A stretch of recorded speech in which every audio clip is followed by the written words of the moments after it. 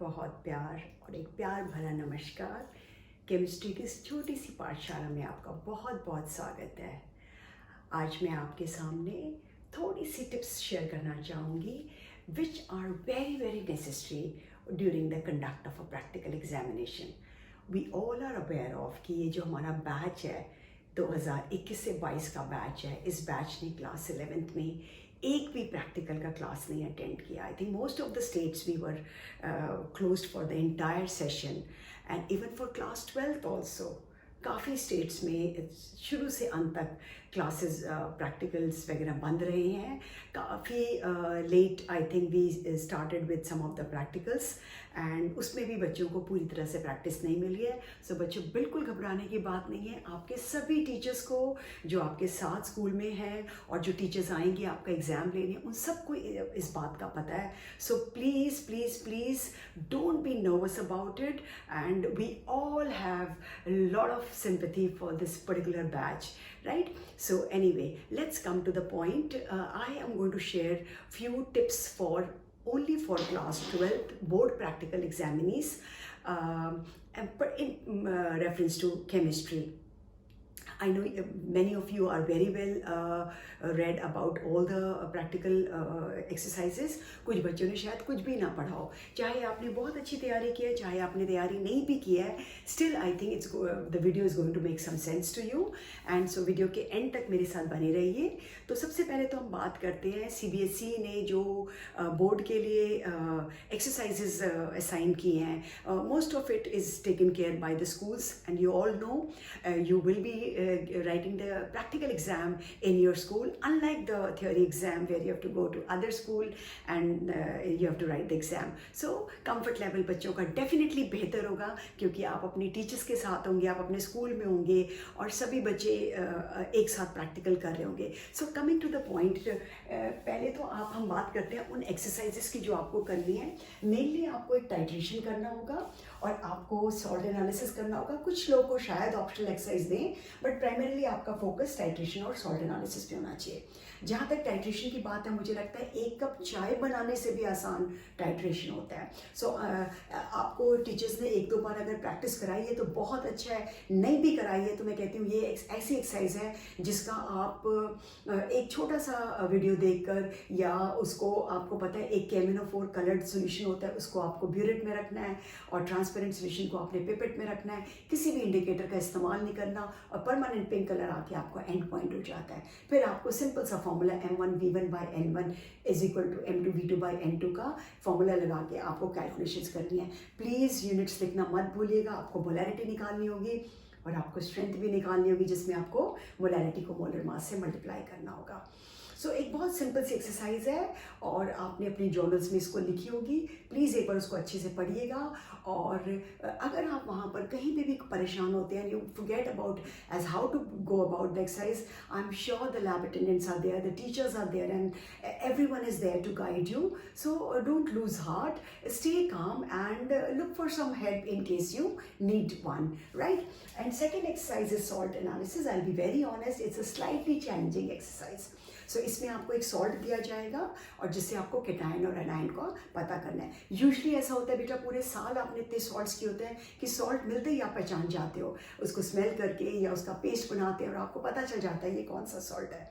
Unfortunately इस साल आपको उतना प्रैक्टिस नहीं मिला है, so you might not be that apt with the identification of the salt. Nevertheless please go through the systematic scheme of group analysis group wise for the cation. Anion के लिए आपको पता है डाइल्यूट H2SO4 और conc H2SO4 डालते ही कोई ऐसी gas आएगी जिससे आपको पता चल जाएगा। जैसे ही आपने डाइल्यूट H2SO4 डाला, अगर एफर्वेसेंस आते हैं तो आपको पता है कार्बोनेट सॉल्ट होगा। मैं जितनी एक्सरसाइज है बेटा उसके डिटेल में जाने के लिए यहाँ नहीं आई हूँ।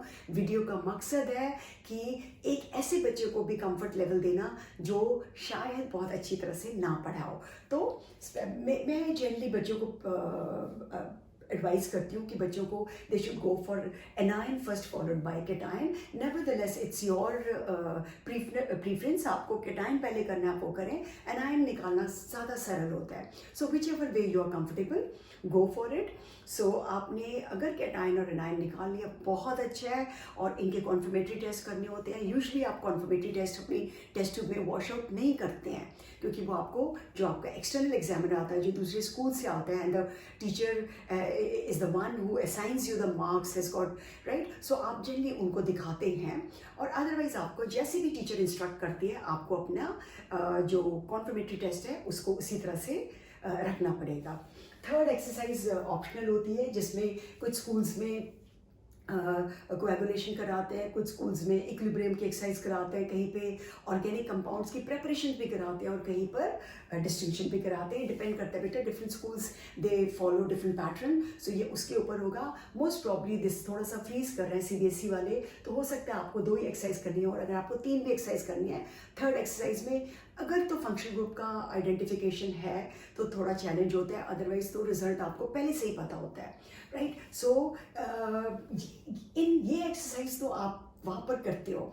और कुछ काम ऐसे होते हैं जैसे कि जर्नल है, वो आपने पहले से लिखा होता है, आप अपना जर्नल को बहुत अच्छे से कवर करें, उस पर एक नेम स्लिप लगाएं, और आपका काम ये आपके पूरे 1 साल का काम है। ऑल्दो इस बार ऐसा नहीं है, आपने साल भर एक्सरसाइजेज नहीं किए हैं लैब में, बट लिखा तो है ना आपने। सो आप इसको अच्छे से कवर करके अपना जर्नल लेके जाएंगे, और आपके स्कूल में उसकी सीलिंग और स्टैंपिंग होती है, और उसमें सभी एक्सरसाइजेज होती हैं। तो आप जब फाइनल पढ़ते हैं अपने एग्ज़ाम के लिए तो आप जर्नल की मदद ले सकते हैं। और इसके बाद आता है आपका इन्वेस्टिगेटरी प्रोजेक्ट। इन्वेस्टिगेटरी प्रोजेक्ट में होता है एक ऐसा प्रोजेक्ट जो आपने लैब में किया हुआ है, और उसके ऊपर आप एक 20 to 25 पेजेस का एक छोटा सा समरी लिखते हैं, and there is a format, the way you write a small thesis.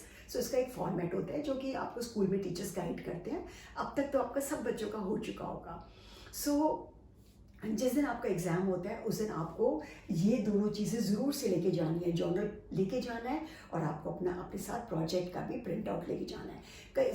Many a times what happens is 4 to 5 students, they do a project together, right? So even if you have done it collectively, you're supposed to carry the single individual copy of hard copy of the project with you. Most of the time it is a typed one suffices. Nevertheless, if your school teacher has guided you for the handwritten one, so it's absolutely up to the school, but usually it is the typewritten चलता है, type किया हुआ भी चलता है, आप वो भी दिखा सकते हैं, ठीक है। उसके बाद आता है वाइवा। सबसे ज़रूरी चीज़ होती है वाइवा। होता तो ये 2 से 4 नंबर का है, राइट। अगर आप मार्क्स वेटेज देखें तो इस पूरे की 5 नंबर या 6 नंबर से ज़्यादा की वेटेज नहीं होती है, लेकिन it is the game changer. The tables it can turn the tables. So जो वाइवा होता है वो 2 मिनट से 6 मिनट कितने का भी हो सकता है, ये डिपेंड करता है बच्चे the frequency, the resonance between the external examiner and the examinee. So थोड़ा सा आपको ध्यान रखना है कि वाइवा एक बहुत ही ईमानदारी से वाइवा आपको देना है। So don't try to outsmart the external. External man is not here to जज your character, but we do make inferences, and many at times the behavior of the examinee upsets us, and we tend to be slightly stringent with the marks. So ऐसी situation को face ना करें तो बेहतर है।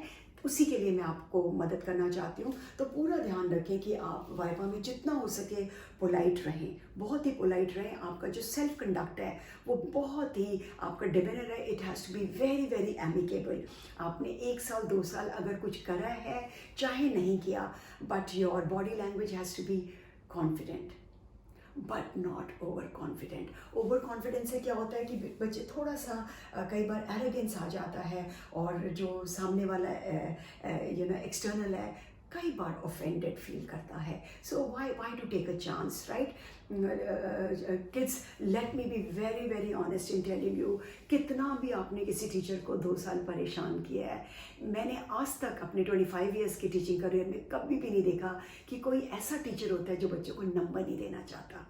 आई remember there are teachers used to tell me कि हम बच्चों को 2 ही चीज़ें दे सकते हैं, मार्क्स और आशीर्वाद। So our blessings are always with you. आप सिर्फ थोड़ी सी मेहनत और थोड़ा सा रिस्पेक्ट रखें टीचर के लिए, और बाकी चीज़ें तो खुद ब खुद चली आएंगी।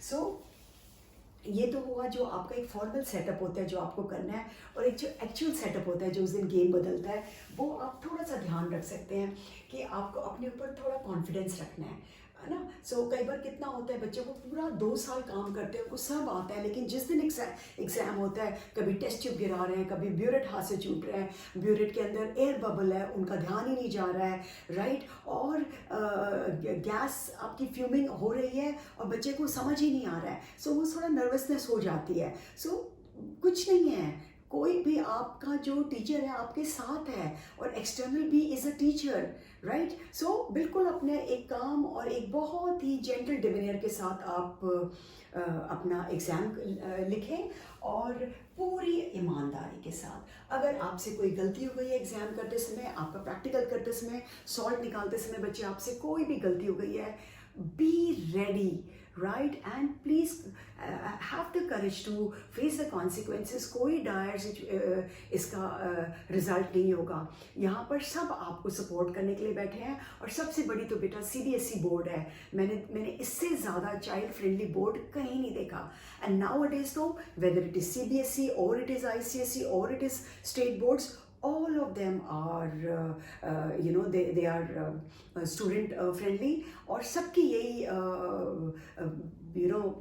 कोशिश रहती है कि किस तरह से हम बच्चों को का प्रोत्साहन करें, बच्चों को किस तरह से हम उनका सेल्फ कॉन्फिडेंस बूस्ट करें। So please don't give up so fast, so have the confidence, और बिल्कुल भी ऑनेस्टी के साथ आपने अपने प्रैक्टिकल्स करने हैं। कहीं पे भी कोई गड़बड़ हो जाती है, आपने अपनी टीचर को बताना है। Lab assistants are there, they always come up and they help, but उसकी आपको ज़रूरत ही नहीं पड़नी चाहिए। और एक आपका जो डिमेनियर है, जो आपका एक कंडक्ट है, जो आपकी एक बॉडी की भाषा है, वो बहुत ही रिस्पेक्टफुल होनी चाहिए। बच्चों में कई बार बहुत एरोगेंस और ओवर कॉन्फिडेंस आ जाता है, जिसकी वजह से एक्सटर्नल ऑफेंड होते हैं। तो प्लीज़ ध्यान रखें, ऐसा बिल्कुल नहीं होना चाहिए।